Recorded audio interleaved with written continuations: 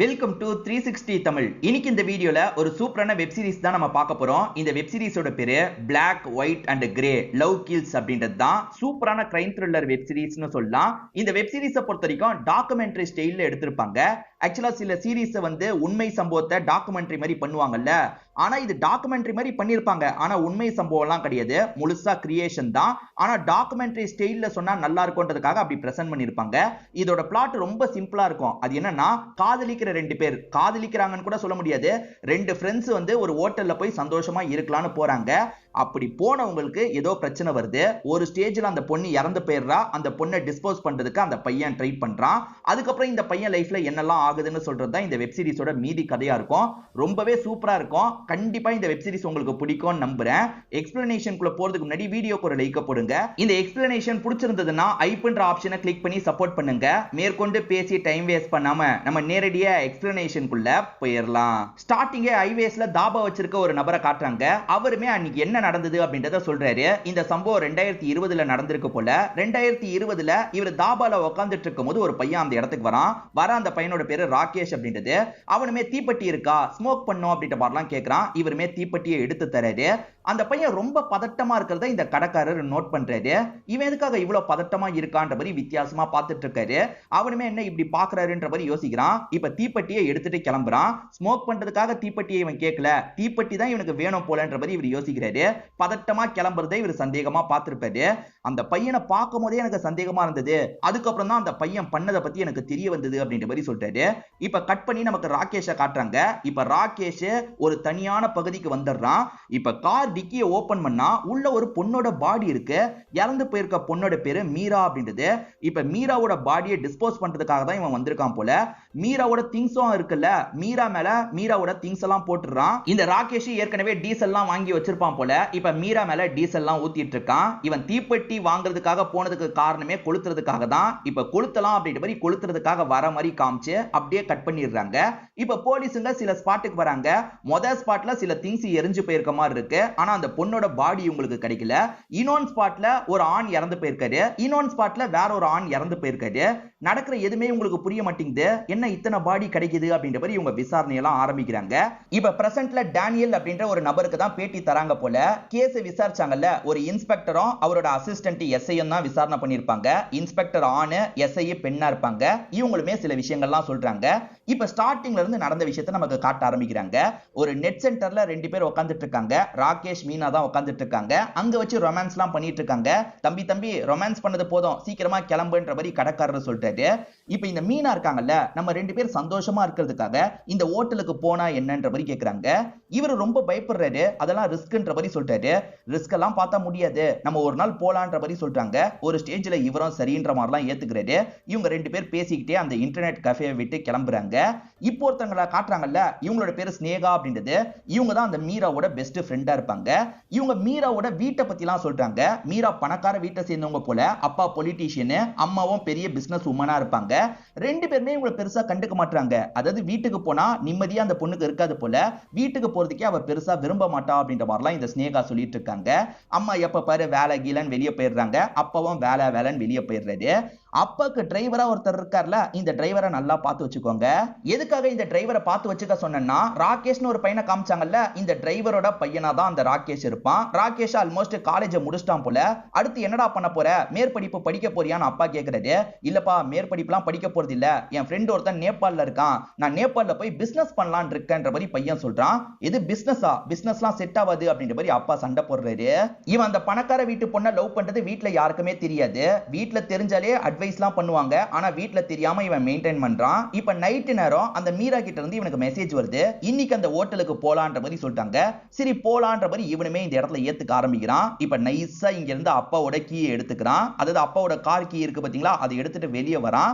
இப்ப கார் எடுத்துட்டு கிளம்பலான்னு பார்த்தா எதிர் வீட்டு அங்கிள் இவனையே கவனிச்சிட்டு இருக்காரு. இந்த ஆள் எப்ப உள்ள போவாருன்ற மாதிரி வெயிட் பண்றான். அவர் வந்து இப்ப வீட்டுக்குள்ள போனோன்னே இவனுமே கார் எடுத்துட்டு கிளம்ப ஆரம்பிக்கிறான். அந்த மீரா காண்டம் வாங்கிருன்னு சொல்லுவாங்க. இவனுமே ஒரு மெடிக்கல் ஷாப்ல காண்டம் வாங்கிடுறான். அந்த மீராக்கு ஸ்னேகான்ற ஒரு ஃப்ரெண்ட் இருக்காங்கல்ல, இந்த மாதிரி நான் ஹோட்டலுக்கு போக போறேன்ற மாதிரி மட்டும் மெசேஜ் அனுப்பிடுறாங்க. இவன் கூட தான் போக போறேன்னு கூட சொல்ல மாட்டாங்க, போக போறேன்னு மட்டும் மெசேஜ் அனுப்பிடுறாங்க. இப்ப ராகேஷ் இருக்கான் பாத்தீங்களா, மீராவை ஒரு இடத்துக்கு வந்து பிக்கப் பண்ணி கூட்டு போறான். ஆக்சுவலா இவன் வந்து அந்த பொண்ணை பயங்கரமா லவ் பண்ணிட்டு இருக்கான். ஆனா அந்த பொண்ணை பொறுத்த வரைக்கும் கொஞ்சம் ஃப்ரீயா பழகுற டைப்பா இருப்பாங்க. இவன் கிட்ட லவ் கிவன்லாம் பேசவே மாட்டாங்க. இவன் லைட்டா லவ் பத்தி பேச ஆரம்பிச்சாலும் அவங்க பெருசா பிடி கொடுக்கவே மாட்டாங்க. இப்ப சன்னின்னு ஒருத்தரை காட்டுறாங்க. இவருமே இந்த சீரிஸ்ல ரொம்ப முக்கியமான கேரக்டரா இருப்பாரு. இவரை நல்லா பார்த்து வச்சுக்கோங்க. இப்ப பிரசன்ட்ல பேட்டி எடுக்கிறத நமக்கு காட்டுறாங்க. சோனல் அப்படின்றவங்க தான் சன்னியோட ஒய்ஃபா இருப்பாங்க. பிரசன்ட்ல சன்னியும் உயிரோட இல்ல போல.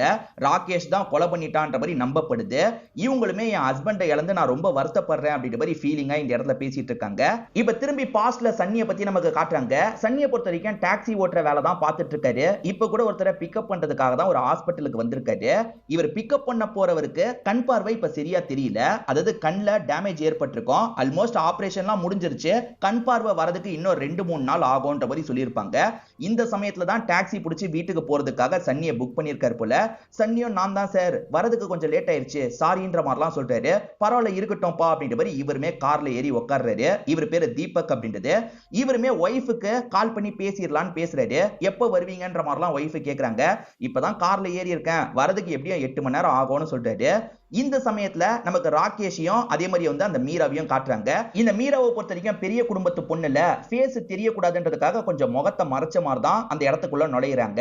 இப்ப பிரசன்ட்ல இன்ஸ்பெக்டர் என்ன சொல்றாருன்னா, அவங்க 2 பேர் சேர்ந்து உள்ள போயிருக்காங்க. ஆனா கொஞ்ச நேரத்துல அந்த பையன் மட்டும் தான் திரும்பி வந்திருக்கான். அந்த பொண்ணை எந்த வழியா கூட்டு போனான்னு தெரியல, சிசிடிவியை நாங்க நல்லா செக் பண்ணி பார்த்தோம் அப்படின்ற மாதிரிலாம் சொல்றாரு. இன்ஸ்பெக்டர் என்ன சொல்றாருன்னா, ராகேஷ் தான் மீராவை சாவடிச்சிருக்கான். மீராவை மட்டும் சாவடிக்கல, அடுத்தடுத்து 3 கொலைகள் பண்ணிருக்கான். அவனால அநியாயத்துக்கு 4 பேர் செத்து போயிருக்காங்க அப்படின்ற மாதிரிலாம் கோவமா பேசிட்டு இருக்காரு. இதெல்லாம் பண்ண ராகேஷ் 2 வருஷமா ஐடா இருக்கான், இன்னமும் நாங்க தேடிட்டு இருக்கோம்ன்ற மாதிரி சொல்லிட்டாரு. ஆனா பேட்டி எடுக்கிற டேனியல் இருக்கார்ல, சார் ராகேஷ் எங்க இருக்காருன்னு தெரிஞ்சிருச்சு, ராகேஷ் எங்க கிட்ட பேட்டி மாதிரி தந்திருக்காரு, அவர் சொல்றது நீங்க சொல்றதுக்கு அப்படியே ஆப்போசிட்டா இருக்குன்ற மாதிரி சொல்லிட்டாரு. இது ராகேஷ் உங்ககிட்ட பேட்டி தந்திருக்கானான்ற மாதிரி இந்த போலீஸுங்க கொஞ்சம் ஷாக் ஆகுறாங்க. இப்ப ராகேஷ் பேட்டி தந்த ஃபுட்டேஜை நமக்கு காட்டுறாங்க. ராகேஷ் என்ன சொல்றாருன்னா, கண்டிப்பா என்ன பத்தி எல்லாருமே தப்பா தான் சொல்லியிருப்பாங்க, ஆனா நடந்தது அதுவே கிடையாது, நடந்தது வேற அப்படின்ற மாதிரிலாம் சொல்றாரு. இங்க தான் ஃபர்ஸ்ட் எபிசோட முடிக்கிறாங்க. இந்த ராகேஷ் என்ன சொல்றானா, கடைசி 2 வருஷமா நான் மறைஞ்சு தான் இருக்கேன், இந்த 2 வருஷத்துல எல்லாருமே என்ன பத்தி தப்பு தப்பா சொல்லிட்டு இருக்காங்க, ஆனா அது எதுவுமே உண்மை கிடையாது, அவங்களுக்கு ஏத்த மாதிரி எல்லா விஷயத்தையும் மாத்திட்டாங்க அப்படின்ற மாதிரி சொல்றாரு. அன்னைக்கு நைட் அந்த ஹோட்டல்ல ரைடு நடந்ததையே மறைச்சிட்டாங்க. காரணம் பணத்தை சம்பாதிக்கிறதுக்காக தான் அந்த ரைடியே பண்ணாங்க, ஏமாத்துறதுக்காக ரைட பண்ணாங்க, எல்லாத்தையுமே மறைச்சிட்டாங்கன்ற மாதிரி இவன் கோவப்படுறான். ராகேஷும் மீராவும் அன்னைக்கு ஒரு ஹோட்டலுக்கு வந்தாங்கல்ல, அந்த ஹோட்டலோட ரிசப்ஷனிஸ்டா இவர் தான் இருப்பாரு. இவர் அன்னைக்கு நடந்த விஷயத்த சொல்றாரு. அது என்னன்னு பாத்தீங்கன்னா, இவன் வந்தோன்னு ஐடி கார்டை கேட்டிருப்பாரு. இவனுமே ஐடி கார்டெல்லாம் எடுத்து காமிச்சிருப்பான். அவர் அந்த பொண்ணோட ஃபேஸை பார்க்கறதுக்கு ட்ரை பண்ணிருப்பாரு. அந்த பொண்ணு திரும்பிக்கிட்டே இருக்காங்க. ஒரு ஸ்டேஜ்ல போய்க்கோங்க அப்படின்ற மாதிரி அனுப்பி வச்சிடுறாரு. இவங்க 2 பேருமே ஒரு ரூமை புக் பண்ணிருக்காங்கல்ல, அந்த ரூம்குள்ள வந்துடுறாங்க. வந்தோனே அந்த பொண்ணு கட்டி பிடிச்சு ரொமான்ஸ் பண்ணலாம் அப்படின்ற மாதிரி யோசிக்கிறா. ஆனா இவனை பொறுத்த வரைக்கும் இந்த ரூம் சேஃப்டியா இருக்கான்றத முதல்ல பார்க்கணும்ன்ற மாதிரி பார்க்க ஆரம்பிக்கிறான். இப்ப பால்கனி சைடுக்கு வந்து பார்க்கறான். பால்கனி சைடுல இருந்து பார்த்தா கிளீனிங் ஏரியா தெரியுது. அதாவது பாத்திரத்தெல்லாம் கிளீன் பண்ணுவாங்கல்ல, அந்த ஏரியா தெரியுது. இந்த பொண்ணுமே என்ன பண்ணிட்டு இருக்க, சீக்கிரமா வான்ற மாதிரி கூப்பிடுறாங்க. இப்ப இந்த பொண்ணு ட்ரெஸ் எல்லாம் கலட்டி இவன் மேல படுத்து ரொமான்ஸ் பண்றாங்க. அப்பதான் இவன் இருக்கான்ல, ஐயோ நான் காண்டத்தை எடுக்க மறந்துட்டேன், நான் போய் எடுத்துட்டு வந்துடுறேன்ற மாதிரி சொல்றான். என் மூடியை அப்செட் பண்ணிட்ட, சீக்கிரமா போய் கொண்டு வான்ற மாதிரி சொல்றாங்க. 5 நிமிஷத்துல நான் கொண்டு வந்துடுறேன் அப்படின்ற மாதிரி இவனுமே வேகமா கீழே இறங்கி வரான். இப்ப இவன் காருக்குள்ள வந்து காண்டத்தை எடுக்கலாம்னு நினைக்கும் போது போலீஸ் ரைடுக்காக இந்த இடத்துக்கு வந்துடுறாங்க. இப்ப எல்லா ரூமுக்கும் போய் ரைடு பண்ணுங்கன்ற மாதிரிலாம் இன்ஸ்பெக்டர் சொல்றாரு. எல்லாருமே பிரிஞ்சு போய் ரைட்லாம் பண்ணிட்டு இருக்காங்க. இதை பாக்குற இந்த பையனுக்கு பயம் வந்துருது. அந்த பொண்ணுக்கு கால் பண்ணலான்னு பார்த்தா அந்த பொண்ணு போனையே எடுக்க மாட்டா. இப்ப என்ன பண்றதுன்னு இவனுக்கு தெரிய மாட்டேங்குது. வாசல் வழியா போனா பிரச்சனை, நம்ம சைட்ல ஒரு ரூட்டை பார்த்தோம்ல, அது வழியா போலான்னு யோசிக்கிறான். அதாவது பாத்திரம்லாம் கிளீன் பண்ற மாதிரி இடம் இருந்தது பாத்தீங்களா, அங்க இருக்க பைப்பு பிடிச்சி இவனுமே மேல வந்துடுறான். இவங்களுமே என்ன இந்த வழியா வரேன்னு கேக்குறாங்க. போலீஸ் ரைடுக்காக வந்திருக்காங்க, நீ மாட்டிக்கிட்டா பிரச்சனை, வா சீக்கிரமா கிளம்பலான்ற மாதிரி சொல்றான். ஏறக்குறைய இந்த ரூம் கதவையும் போலீஸுங்க தட்ட ஆரம்பிச்சிடுறாங்க. அதுக்குள்ள இவன் வேகமா இறங்கிடுறான். நீயும் இறங்குன்னு சொல்றான். இந்த பொண்ணுமே வேகமா இறங்கிட்டு இருக்காங்க. இந்த சமயம் தான் போலீஸுங்க ரூமுக்கு வருவாங்க. எங்கன்ற மாதிரிலாம் தேடிட்டு இருக்காங்க. இந்த பொண்ணு இறங்கும் போது கொஞ்சம் ஸ்லிப் ஆன மாதிரி அங்க இடிச்சு கீழே விழுந்துடுறாங்க. இப்ப போலீஸ்லாம் செக் பண்ணிட்டு போயிட்டாங்கல்ல, இவனுமே சீக்கிரமா எந்திரின்னு எழுப்புறான். இவங்க அசைவே இல்லாம இல்லாம இருக்காங்க. சரி மயக்கத்துல இருக்கா போலன்ற மாதிரி இவனுமே கார் கிட்ட தூக்கிட்டு வந்துடுறான். இப்ப காரை ஸ்டார்ட் பண்ணிட்டு இங்க இருந்து கிளம்ப ஆரம்பிச்சிடுறான். அப்படி கிளம்பி கொஞ்ச தூரம் வந்தவன் எந்திரி எந்திரின்ற மாதிரி சொல்றான். இவங்க அசைவே இல்லாம இருக்காங்க. இப்பதான் இந்த ராகேஷுக்கு பயம் வர ஆரம்பிக்குது. ஏ எந்திரி, உனக்கு என்ன ஆச்சு அப்படின்ற மாதிரி எழுப்புறதுக்கு ட்ரை பண்ணும்போது அவங்க தலையில பலமா காயம் பட்டிருக்கு போல. அவங்க அந்த இடத்துல இறந்தே போயிருக்காங்கன்னு தெரிய வருது. அவங்க இறந்துட்டாங்கன்னு தெரிஞ்சோன்னே இவனுக்கு என்ன பண்றதுனே தெரிய மாட்டேங்குது. ஒரு நிமிஷம் இவன் பயங்கரமா ஷாக் ஆயிடுறான். இப்ப பாடியை டிஸ்போஸ் பண்ணி தான் ஆகணும்ன்ற மாதிரிலாம் யோசிக்க ஆரம்பிச்சிருக்கான். இப்ப பிரசன்ட்ல இதெல்லாம் கேட்கிற இன்ஸ்பெக்டர் கடுப்பாயிடுறாரு. அவன் என்ன சொன்னாலும் நம்பிடுவீங்களா? அந்த பொண்ணு ஆக்சிடென்டாலாம் சாவல, இவன் தான் ஏதோ பண்ணிருக்கான். சரி இந்த பொண்ணு ஆக்சிடென்டலா இறந்து போயிட்டா, இதை தாண்டி ஒரு 3 கொலை பண்ணான்ல, அதுக்கு என்ன சொல்லியிருக்கான்னு கோவமா கேக்குறாரு. போலீஸ் நான் தான் கொலை பண்ணேன்னு சொல்றாங்கல்ல, நான் எதுக்காக அவளை கொல்ல போறேன்? அவளை எனக்கு ரொம்ப பிடிக்கும், அப்படிப்பட்டவளை நான் எதுக்காக கொல்ல போறேன் அப்படின்ற மாதிரிலாம் இவன் கேட்கிறான். இந்த விஷயத்த ஸ்னேகா கிட்டயும் காமிக்கிறாங்கல்ல. ஸ்னேகாவை பொறுத்த வரைக்கும் இவன் கேட்கறதும் கரெக்டா தான் இருக்கு. இவன் இந்த கொலையை பண்ணல போல அப்படின்ற மாதிரிலாம் சொல்றாங்க. இந்த 2 வருஷத்துல இவன் பேரண்ட்ஸை பாக்குறதுக்காக கூட வீட்டுக்கு போல. இப்ப பேரண்ட்ஸ் கிட்டயும் பேட்டி மாதிரிலாம் எடுக்கிறாங்க. பேரண்ட்ஸ் கிட்ட பையனோட வீடியோவை காட்டுறாங்க. எங்க பையனை பார்த்து 2 வருஷம் ஆயிருச்சு, இப்ப நல்லபடியா இருக்கான்னு தெரியும் போதுதான் நிம்மதியா இருக்குன்ற மாதிரி பேரண்ட்ஸ் சொல்றாங்க. இப்ப 2 வருஷத்துக்கு முன்னாடி நடந்த விஷயத்தை நமக்கு காட்டுறாங்க. ஆள் நடமாட்டம் இல்லாத பகுதிக்கு வந்து பாடியை புதைச்சிடலான்ற மாதிரி யோசிக்கிறான் போல. இப்ப பாடியெல்லாம் காரை விட்டு இறக்கி கீழே வச்சிருக்கான். அப்பன்னு பார்த்து ஒரு பெரியவர் யார் அங்க அப்படின்ற மாதிரி கேட்கிறாரு. ஐயோ ஒரு பெரியவர் வந்துட்டாரு அப்படின்ற மாதிரி இவன் செம்மையா பயப்படுறான். அந்த பெரியவர் பக்கத்துல வந்து பார்த்துட்டா பிரச்சனை இல்ல, அதனால அந்த பெரியவர் வரதுக்கு முன்னாடி இவன் வேகமா பக்கத்துல வந்துடுறான். பெரியவர் கிட்ட நைஸா இந்த இடத்துக்கு எப்படி போகணும் அப்படின்ற மாதிரி ரூட் கேட்கிற மாதிரிலாம் ஏமாத்திட்டு இருக்கான். ஆனா பெரியவருக்கு லைட்டா டவுட் இருக்கு. எட்டி எட்டி பார்த்துட்டு இருக்காரு. அப்பன்னு பார்த்து போன் அடிக்கிற சவுண்ட் வேற கேக்குது. அவங்களோட போன் தான் அடிக்குது போல.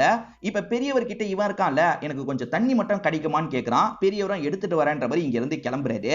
அவர் திரும்பி வரதுக்குள்ள அந்த பாடியை எப்படியாவது கார்க்குள்ளேயே வச்சிடணும்ன்ற மாதிரி யோசிக்கிறான். இப்ப வேகமா அந்த பாடி கிட்ட வந்து கார்க்குள்ளலாம் இவன் தூக்கி வச்சிட்டு இருக்கான். இவன் தூக்கி வச்சுட்டு திரும்பும் போது அந்த பெரியவர் பக்கத்துல நின்னுட்டு இருக்காரு. ஐயோ பாத்துட்டாரா இல்லையான்னு தெரியலையேன்ற மாதிரி இவன் முடிச்சிட்டு இருக்கான். அந்த பெரியவர் பார்க்கல போல. தண்ணியை தராரு. இவனுமே தண்ணியை குடிச்சிட்டு ரொம்ப நன்றி நான் கிளம்புறேன்ற மாதிரி கார் எடுத்துட்டு வேகமா இங்க இருந்து கிளம்புறான். பெரியவருக்கு லைட்டா இவன் மேல டவுட் இருக்கு. ஆனா பெருசா யோசிக்காம கிளம்பிடுறாரு. எரிக்கிறது தான் பெட்டரான வழின்னு யோசிச்சிருப்பான். அப்ப எக்ஸ்ட்ராவா டீசல் வாங்கி வச்சிருக்காரு போல. அந்த டீசல் மூலியமா எரிச்சிடலான்ற மாதிரி முடிவு பண்றான். அதுக்கு இவனுக்கு தீப்பெட்டி வேணும்ல, அதனால தான் நைட்டு நேரம் அந்த தாபாக்கு போயிருப்பான். எனக்கு ஸ்மோக் பண்றதுக்கு தீப்பெட்டி வேணும்ன்ற மாதிரி வாங்கிட்டு நைஸா அந்த தீப்பெட்டியை கொண்டு வந்திருப்பான். இப்ப சீரிஸோட ஸ்டார்டிங்கோட நமக்கு கனெக்ட் பண்றாங்க. அந்த இடத்துக்கு மீராவோட பாடியை கொண்டு வந்துடுறான். கொளுத்தலாம்னு நினைக்கிறவன் கொளுத்தாம நிறுத்திடுறான். இவன் மனசு மாறிடுது போல. இல்ல கொளுத்த வேணாம், வேற ஏதாவது பண்ணலான்ற மாதிரி யோசிக்கிறான். திங்ஸை மட்டும் கொளுத்திடுறான். அவங்கள இங்க இருந்து தூக்கிட்டு கிளம்ப ஆரம்பிக்கிறான். சன்னியை பொறுத்த வரைக்கும் தீபக்னு ஒருத்தரை கூட்டு வந்துட்டு இருக்காருல, அந்த தீபக்கு அடிக்கடி கண்ணை வாஷ் பண்ணோம் போல. இப்போ ஒரு இடத்துல காரை நிறுத்தி கண்ணெல்லாம் வாஷ் பண்ணிட்டு இருக்காரு. அந்த சமயம் சன்னியும் ஒய்ஃப் கிட்ட எல்லாம் பேசுறாரு. அதுக்கப்புறம் இவரை கார்ல ஏத்தி கூட்டு போறாரு. இப்ப 2 பேருமே ஃபேமிலியை பத்தி எல்லாம் பேசிட்டு இருக்காங்க. அப்படி ஃபேமிலியை பத்தி பேசும்போது இவருக்கு ஒரு பொண்ணு இருக்கிறதாவும் அந்த பொண்ணை நல்லா படிக்க வைக்கணும்னு ஆசைப்படுறதாவும் இந்த தீபக்கு தெரிய வருது. எனக்கு நிறைய லிங்க்லாம் இருக்காங்க, என்ன பொறுத்த வரைக்கும் எக்ஸ் போலீஸ் தான், கண்டிப்பா என் சைட்ல இருந்து உன் பொண்ணோட படிப்புக்காக ஹெல்ப் பண்றேன்னு சொல்றாரு. அது கேட்கிற சன்னியும் இந்த இடத்துல ரொம்ப சந்தோஷப்படுறாரு. இப்படி சந்தோஷமா பேசிட்டு வந்துட்டு இருக்கும் போது காரு மக்கர் பண்ணிருது. சன்னியும் காரை ரெடி பண்ணிடலாம் ட்ரை பண்றாரு. ஆனா கார்ல பெரிய ப்ராப்ளம் போல. இப்போதைக்கு காரை ரெடி பண்ண முடியாதுன்றத சன்னி புரிஞ்சுக்க ஆரம்பிக்கிறாரு. அப்படியே கட் பண்ணி தூங்கிட்டு இருக்க ஸ்னேகாவை நமக்கு காட்டுறாங்க. ஸ்னேகாக்கு இப்ப மீராவோட பேரண்ட்ஸ் கிட்ட இருந்து கால் வருது. மீரா எங்க போனான்னு தெரியல, நீ உடனே எங்களை பாக்குறதுக்காக வான்ற மாதிரி சொல்றாங்க. ஸ்னேகாவும் நடந்த விஷயத்த சொல்லிடலாமான்ற மாதிரி யோசிக்கிறாங்க. இப்ப அந்த ஃபேமிலியை பாக்குறதுக்காக வந்தவங்க என்கிட்ட இந்த ஹோட்டலுக்கு போறதா மெசேஜ் பண்ணா, ஏதோ ஒரு பையன் கூட போறதுக்கு பிளான் வச்சிருந்தா போல அப்படின்ற மாதிரி இவங்க உண்மையெல்லாம் சொல்லிடுறாங்க. அப்படியா, அந்த சாட்டை காட்டுன்ற மாதிரி போனை வாங்கிடுறாங்க. எந்த பையன் கூட அப்படின்ற மாதிரிலாம் விசாரிக்கிறாங்க. அதெல்லாம் எனக்கு தெரியல அப்படின்ற மாதிரி ஸ்னேகா சொல்லிட்டு இருக்காங்க. ஆக்சுவலா அந்த மீராவை பொறுத்த வரைக்கும் ஒரு அண்ணன் இருக்காரு போல. நான் வேணா அந்த ஹோட்டலுக்கு போய் விசாரிக்கிறேன்ற மாதிரி சொல்றாரு. நீ ஒன்னும் போக தேவையில்ல, நான் பாத்துக்கிறேன் அப்படின்ற மாதிரி இந்த இடத்துல அப்பாவும் சொல்றாரு. இப்ப பாடியோட வந்துட்டு இருக்க ராகேஷை நமக்கு காட்டுறாங்க.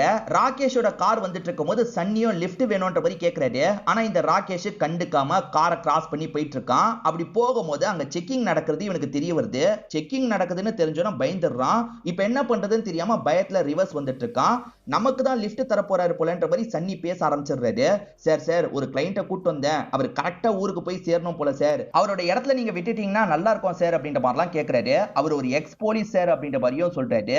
இதை கேட்ட கேட்டோன்னே இந்த பையனுக்கு ஒரு ஐடியா வருது. அது என்னன்னா செக் போஸ்ட்ல வந்து போலீஸ்னா செக் பண்ண மாட்டாங்கல்ல, இவர் மூலியமா கிராஸ் பண்ணிட்டா கூட போதும்ன்ற மாதிரி இவன் யோசிச்சிருப்பான். சரி ஏற சொல்லுங்க அப்படின்னோன தீபக்க ஏற வச்சிட்டு இருக்காரு. இப்ப வேகமா டிக்கியை ஓபன் பண்றதுக்கு பாக்குறாரு. டிக்கி கொஞ்சம் ஸ்டக் ஆயிருக்கு, ஓபன் பண்ண முடியாது, முன்னாடியே லக்கேஜை வச்சிருங்கன்னு சொல்றாரு. அதனால பின்னாடி சீட்டு மாதிரி இருக்கும்ல, அங்கேயே லக்கேஜை வச்சிடுறாங்க. இப்ப இவருமே வண்டி எடுத்துட்டு கிளம்பலாம்னு நினைக்கிறதுக்குள்ள இந்த தீபக் என்ன சொல்றாருன்னா, என் ஒய்ஃபுக்கு என்னோட லைவ் லொகேஷனை போட்டுருங்க, எங்க வரீங்கன்னு கேட்டுக்கிட்டே இருக்கா, அதை போட்டு விட்டுட்டா அவ பாத்துப்பால அப்படின்ற மாதிரி சொல்றாரு. சரி சார் நான் போட்டு விடுறேன்ற மாதிரி சன்னியும் போட்டு விட்டுறாரு. ஆனா இதெல்லாம் பாக்குற இந்த பையனுக்கு பயமா இருக்கு. ஐயோ லைவ் லொகேஷன் வேற போட்டிருக்காங்களே, அப்ப லைவ் லொகேஷன்ல ஒய்ஃப் பாத்துக்கிட்டே இருப்பாங்களே, கவனமா தான் இவரை வண்டியை விட்டு இறக்கணும்ன்ற மாதிரிலாம் யோசிக்கிறான். அதுக்கப்புறம் அங்க இருந்து வண்டி எடுத்துட்டு கிளம்ப ஆரம்பிக்கிறான். இவன் நினைச்ச மாதிரியே செக் போஸ்ட்ல வண்டியை நிறுத்துறாங்க. வண்டியை செக் பண்ணும் அப்படின்ற மாதிரிலாம் செக் பண்றதுக்காக போயிட்டு இருக்காங்க. அப்ப உள்ள இருக்க இந்த தீபக் இருக்கார்ல, யோ என்ன தெரியலையா, எனக்கு உங்க இன்ஸ்பெக்டர் எல்லாம் நல்லா தான் தெரியும், நாங்க வண்டியில டைமண்ட கடத்திட்டு இருக்கோம், செக் பண்ணுமா, செக் பண்ணிக்கோங்கன்ற மாதிரி விளையாட்டா சொல்றாரு. இப்ப போலீஸுங்களும் சிரிக்கிறாங்க. சரி சார் நீங்க போங்கன்ற மாதிரிலாம் சொல்றாங்க.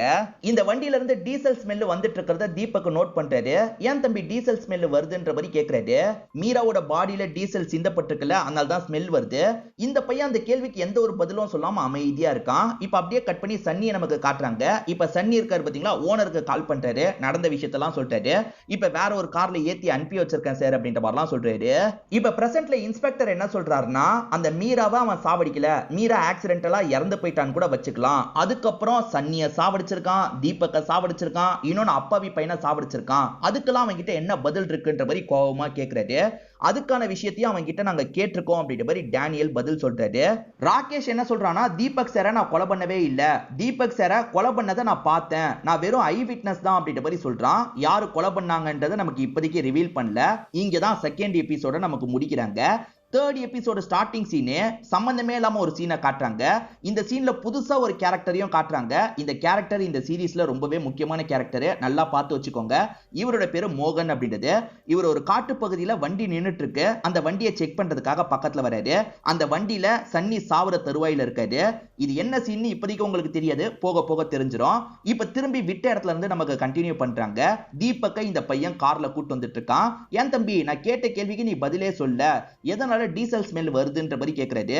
என் ஃப்ரெண்டோட கார் டீசல் இல்லாம ஒரு இடத்துல நின்னுட்டு இருக்கு சார், அதனால தான் வாங்கிட்டு போயிட்டு இருக்கன்ற மாதிரி இவன் சமாளிக்கிறான். இதை தாண்டியும் தீபக்கு ஏகப்பட்ட கேள்வி கேட்கிறாரு. அப்படி கேட்டுட்டு இருக்க தீபக்கே ஒரு ஸ்டேஜ்ல என்ன மன்னிச்சிருப்பா, நான் போலீஸா இருந்தேன்ல, அதனால தான் இந்த மாதிரி கேள்வி எல்லாம் எனக்கு தோணிக்கிட்டே இருக்கு, தப்பா எடுத்துக்காது அப்படின்ற மாதிரிலாம் சொல்றாரு. இதுல என்ன சார் இருக்கு, பரவாயில்ல அப்படின்ற மாதிரி இவனுமே நல்லவ மாதிரிலாம் இந்த இடத்துல நடிச்சிட்டு இருக்கான். இப்ப தீபக்கு ஒய்ஃப் கிட்ட இருந்து கால் வந்துருது. இவ ஒருத்தி எப்ப பாரு கால் பண்ணிக்கிட்டே இருப்பான்ற மாதிரி அட்டன் பண்ணி பேசுறாரு. தீபக் ஒரு ஏரியால இறக்கி விட சொல்றாருல, அந்த இடத்துல இவனால இறக்கி விட முடியாது, வேற எங்கேயாவது இறக்கி விடணும், அது இவருக்கு தெரியக்கூடாது. ஏன்னா ஒய்ஃப் லொகேஷனை பார்த்துட்டு இருக்காங்க, தெரியக்கூட வாய்ப்பு இருக்கு, அதனால போனை ஆஃப் பண்ணும் அப்படின்ற மாதிரி இவனுமே ஒரு பிளானை முடிவு பண்ணியிருப்பான். இன்ஸ்பெக்டர் என்ன சொல்றாருன்னா, அவன் பண்ணலன்னு சொல்றானா, அவன் ஐ விட்னஸ்னு சொல்றானா, கண்டிப்பா கிடையவே கிடையாது, அவன் தான் அந்த தீபக் சாரை சாவடிச்சிருக்கான், தீபக் சார் என்னோட சீனியர் அப்படின்ற மாதிரிலாம் சொல்றாரு. இப்ப தீபக் அர்ஜென்ட்டா பாத்ரூம் போனோன்ற மாதிரி சொல்றாரு.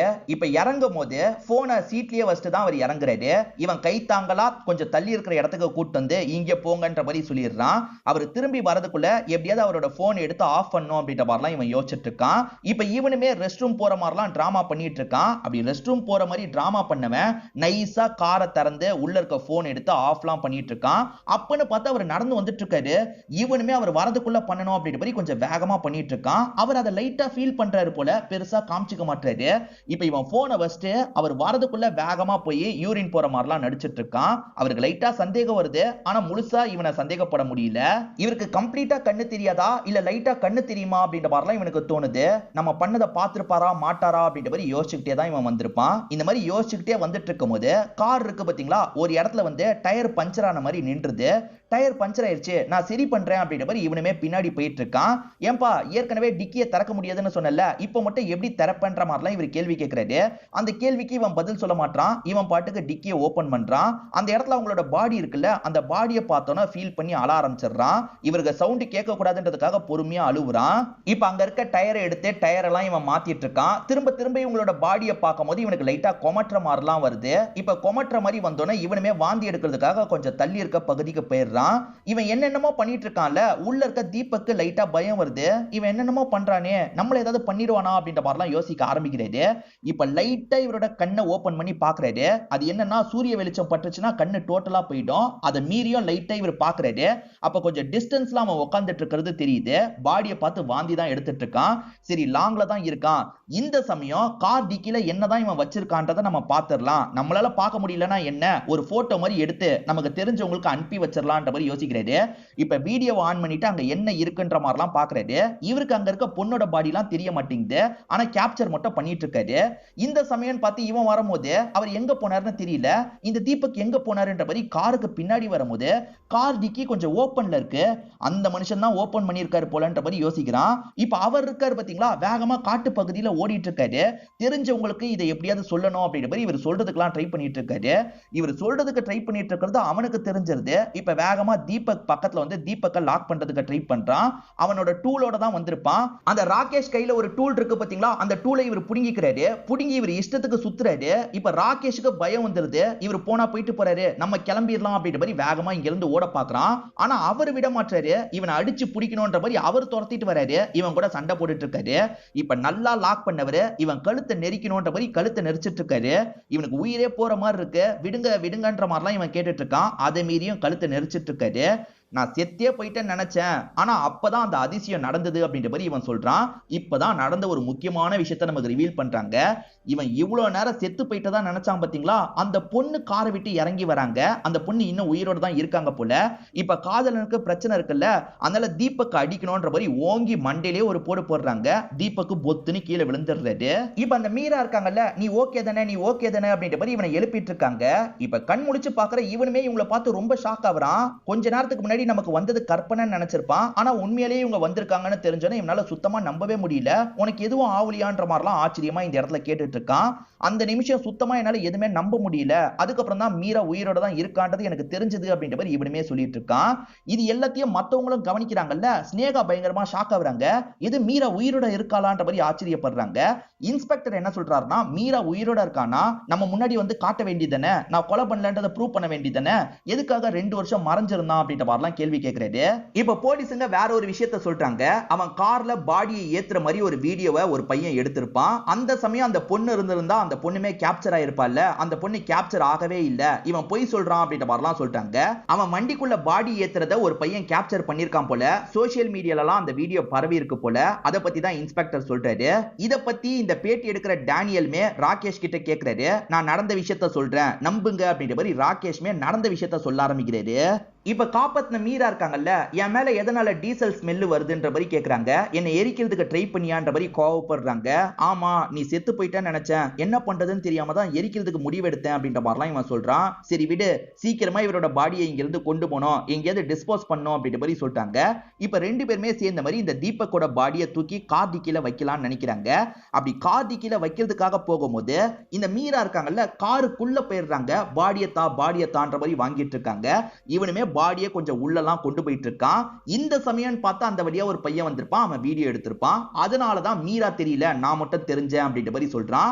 அந்த வீடியோ எடுத்த பையனை பிடிக்கணும்ன்ற மாதிரி இவன் துரத்திட்டு ஓடுறான். மீராவும் கார்ல போய் பிடிக்கணும்ன்ற மாதிரி கார் எடுத்துட்டு ஃபாலோ பண்றாங்க. இந்த சீனை அப்படியே கட் பண்ணிடுறாங்க.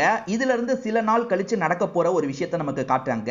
மோகன் ஏற்கனவே ஒரு முக்கியமான கேரக்டரை பார்த்து வச்சுக்க சொன்ன பாத்தீங்களா, அந்த மோகன்மே அந்த 2 பேர் எங்க பதுங்கி இருக்காங்கன்னு தெரிஞ்சு ஒரு இடத்துக்கு வராது. அவங்க 2 பேருமே அந்த இடத்துல இல்லவே இல்ல. இவர் எப்படி இந்த இடத்தை கண்டுபிடிச்சு வந்தாருன்றது ஒரு கேள்வி. அது அப்புறமா தான் உங்களுக்கு புரியும். இப்ப வந்த மோகன் அவங்க 2 பேர் பக்கத்துல தான் எங்கேயாவது போயிருக்க வாய்ப்பு இருக்குன்ற மாதிரி தேடி வந்துட்டு இருக்காரு. அப்படி தேடி வரும்போது ஒரு நதிக்கரை இருக்கு. நதிக்கரைக்கு அந்த சைடுல ஒரு பெரியவர் இருக்காரு. அந்த பெரியவர் எதையாவது பார்த்திருக்க வாய்ப்பு இருக்குன்னு மோகன் யோசிக்கிறாரு. யாராவது இங்க வந்ததை பாத்தீங்களான்ற மாதிரி மோகன் சிக்னல்லயே கேட்கிறாரு. அதுக்கு அந்த பெரியவரும் இல்லன்ற மாதிரி தலையாட்டுறாரு. அப்ப யாரும் வரல போலன்ற மாதிரி மோகன் இங்க இருந்து கிளம்ப ஆரம்பிக்கிறாரு. இந்த மோகன் யாருன்னு பாத்தீங்கன்னா, அந்த அரசியல்வாதியா காமிச்சாங்கல்ல மீராவோட அப்பாவை, அந்த மீராவோட அப்பாவோட ரைட் ஹேண்டா தான் இந்த மோகன் இருப்பாரு. தோ இவர் தான் உண்மையான மோகனா இருப்பாரு.